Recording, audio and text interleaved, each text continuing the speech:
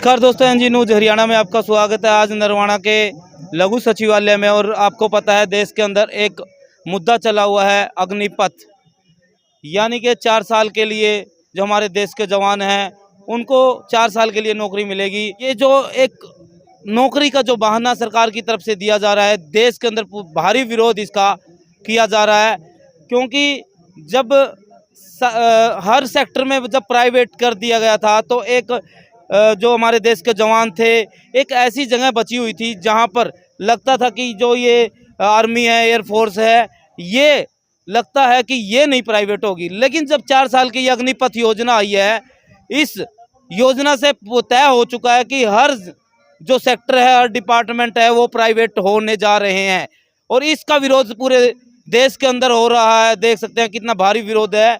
और इसी को लेकर हमारे यहाँ पर भारतीय राष्ट्रीय कांग्रेस के जो यहाँ पर जो कार्यकर्ता है, उन्होंने आज यहाँ पर सत्याग्रह किया गया है, प्रदर्शन किया जा रहा है। तो आइए इनसे पूरी जानकारी लेते हैं किस बात के लिए यहाँ पर प्रदर्शन किया जा रहा है। अग्निपथ जो योजना ये सरकार की 4 साल के लिए किराए पे लेना, किराए पे है 4 साल के लिए, तो क्या कुछ लगता है इसका, किस प्रकार से आप विरोध कर रहे हैं? और आज यहाँ पर जो भारतीय राष्ट्रीय कांग्रेस के आप युवक हैं, सभी यहाँ पर पहुँचे हैं, तो क्या कुछ आपकी तरफ से किया जाएगा?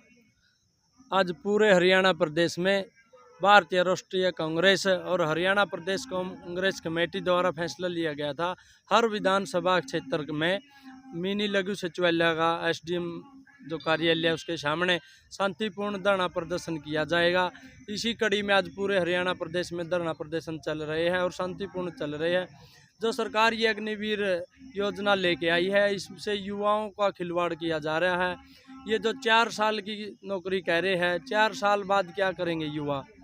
बेरोजगार हो जाएंगे, हथियार चलाना सीख जाएंगे, लूटपाट की बढ़ेगी ज़्यादा।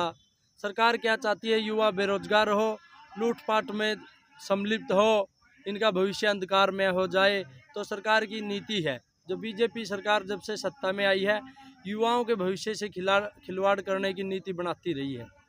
पूरे प्रदेश में, पूरे देश में युवा इकट्ठे होंगे और बहुत बड़ा आंदोलन चलेगा। सरकार को अपने घुटने टेकने पड़ेंगे और ये कानून वापस लेना पड़ेगा।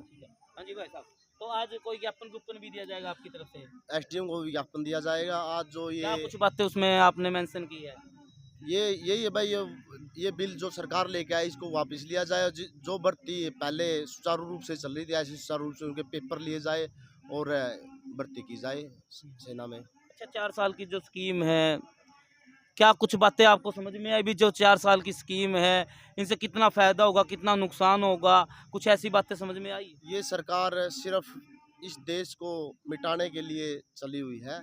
पहले कृषि कानून लेके आए, फिर पहले जीएसटी लेके आए, फिर कृषि कानून लेके आए, अब ये अग्निवीर लेके आए हैं। 4 साल के बाद जब एक सैनिक रिटायर होगा तो ऐसे दूध में से मक्खी 11 लाख रुपए का पैकेज कह रहे जी, 11 लाख रुपए मिलेंगे। और जो सुविधाएं हैं हरियाणा सरकार की, जो जैसे पुलिस की भर्ती होगी उसमें भी उनको छूट दी जाएगी। हरियाणा सरकार की भर्ती नहीं होगी। अभी हरियाणा सरकार में भी प्राइवेट भर्ती है, कर्मचारी लेने शुरू कर दिए हैं। ये कौशल निगम बना था। पहले कौशल निगम में कहा जाता था कि भाई ठेकेदारी प्रथा खत्म कर दी गई है, और इसमें तो ठेकेदार इस एक कौशल निगम का एक ठेकेदार बना दिया है। जैसे कृषि कानूनों का एक अंबानी का, अंडानी का उसको ठेका दिया था, वैसे ही बीजेपी वालों ने आरएसएस के एक ही आदमी को इसका कौशल निगम का ठेका दे दिया गया है और उसके अधीन काम कराया जाएगा।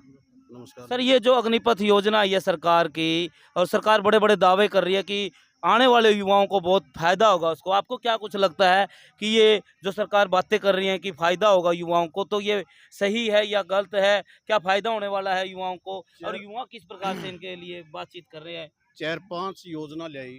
पहले नोटबंदी, फिर जीएसटी, फिर कृषि कानून, अब ये एक अग्निपथ नाम दे रखे है, जो कि युवाओं से तो खिलवाड़ है। 17 साल का भर्ती हो जाएगा बालक, 21 साल का रिटायर, 21 साल तो शादी की कंडीशन है, कानूनी कंडीशन है कि भाई 21 साल से पहले आप लड़का लड़की शादी नहीं कर सकते। तो 21 रिटायर होने के बाद उसकी कौन ब्याह हुआ? ब्याह देगा कोई? ये तो काम कर दिया, मैंने तो दिखा है। एक अनपढ़ आदमी घर पढ़ी लिखी बहू आएगी, और वो लेबर वो बहू कह दे समझ गया, फिर कह दे समझ गया, ਉਹਨੂੰ ਬੁਲਾਇਆ ਇੱਕ ਦਿਨ ਬੁਲਿਆ ਸਮਝ ਗਿਆ ਤੇਰਾ ਮੇਰਾ ਰਹਿਣਾ को नहीं इस सरकार ने रहना को नहीं। ये जो बड़का अंगला खिलवाड़ गया है ये इसके लिए घातक सिद्ध होगा और हम इसका पुरजोर विरोध करते हैं। लगता है इनके सलाहकार है वो किस तरह के सलाहकार हो सकते हैं जो इस प्रकार की गाइड करते हैं और इस प्रकार लेके आते हैं ना, ये गुपचुप लाते हैं सीक्रेट रूप से। इनके कुछ आदमी हैं जो कि सलाह आपस में करके आउट नहीं करते उसको, बिल्कुल गुप्त तरीके से करते हैं और एकदम आउट कर देते हैं। ये नहीं है कि भाई पहले पब्लिक से के बीच में जाएं, सर्वे करें। अपोजिशन के पास जाएं या लोगों से सर्वे करवाएं, सारा मंथन करने के बाद फिर पार्लियामेंट में बहस हो, उसके बाद कोई चीज़ आती है तो वो सफल होगी। यानी परंतु- विधिवत रूप से कहें तो हाँ, विधिवत रूप से इन्होंने कोई योजना नहीं लाई। जैसे पहले नोटबंदी लाए, शॉर्ट नोटिस के ऊपर कर दी, उसका परिणाम आपने देखा, बहुत सी जाने गई। उसके बाद कृषि कानून लाए, 1 साल के बाद वापस लेने पड़े बिना सोचे समझे। ये कह रहे हैं भाई हम किसानों का जो कृषि कानून है भाई किसानों के फ़ायदे में है, जिसके फ़ायदे में वो कर रहे हैं वो कह रहे हैं कि हमें ये फ़ायदा नहीं चाहिए। जीएसटी है वो व्यापारियों को समझ में नहीं आया, जिसके लिए वो कानून लाया वो उनके समझ में उन्हीं नहीं के आता। समझ में नहीं आता उसी हाँ। कैटेगरी को, जैसे युवा है, युवा के लिए आए तो युवा को समझ में नहीं आ रही है आगे बात। पता है कि ये युवाओं की समझ में नहीं आ रहा, जिसके लिए ये योजना ला रहे हैं वह योजना उन्हीं के समझ में नहीं आ रही।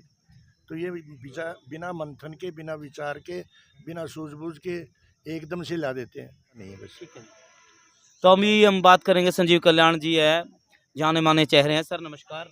तो क्या कुछ कहना चाहेंगे जो ये अग्निपथ योजना आई है इसके बारे में आप क्या व्यू देना चाहेंगे? आप भी एक युवा है तो इसके बारे में युवाओं की जो आवाज़ है वो किस प्रकार से आज इसके खिलाफ है? बिल्कुल पत्रकार साथी, जैसा कि आपने देखा होगा, ये सरकार कोई भी कानून देश के किसान और जवान पर थोपने का काम करती है। एक हमारा पार्लियामेंट्री बोर्ड है, पार्लियामेंट्री सिस्टम, जिसकी सभी कमेटियां होती हैं, चाहे वो किस फार्मर्स की हो और डिफेंस की हो, इकोनॉमिक की हो, हेल्थ की हो, एक वो कमेटी होती है, आपको पता है अच्छी तरह से।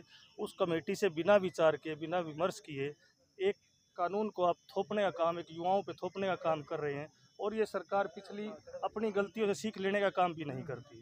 हमारे देश में किसान आंदोलन करीब 1-2 साल चला, पूरे विश्व का सबसे बड़ा रिकॉर्ड आंदोलन, आप सभी को पता है। इनकी सरकार की नाकामी के कारण उस किसान आंदोलन में हमारे देश ने कितने अन्नदाताओं को खोया है। और अभी जब से स्कीम आई है उसके बाद भी आप देख रहे हैं युवाओं में इतना आक्रोश है, बहुत से युवाओं ने तो आत्महत्या करने का प्रयास किया है और की भी है।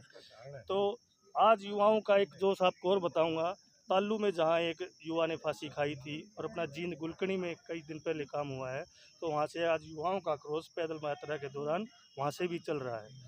तो ये नहीं है कि कांग्रेस इस कानून के खिलाफ, इस कानून के खिलाफ तो वही हैं जिन्होंने सेना में देश के लिए सेवा करने के लिए जाना है। और सेना में जाता कौन है? हमारे गांव देहात के लोग, जो 4 बजे बच्चे घर से निकलते हैं, सड़कों पे, ग्राउंड में मेहनत करते हैं, शरीर को मजबूत बनाते हैं, इसलिए कि ताकि देश की बॉर्डर पे जाके सेवा कर सके, रक्षा कर सके।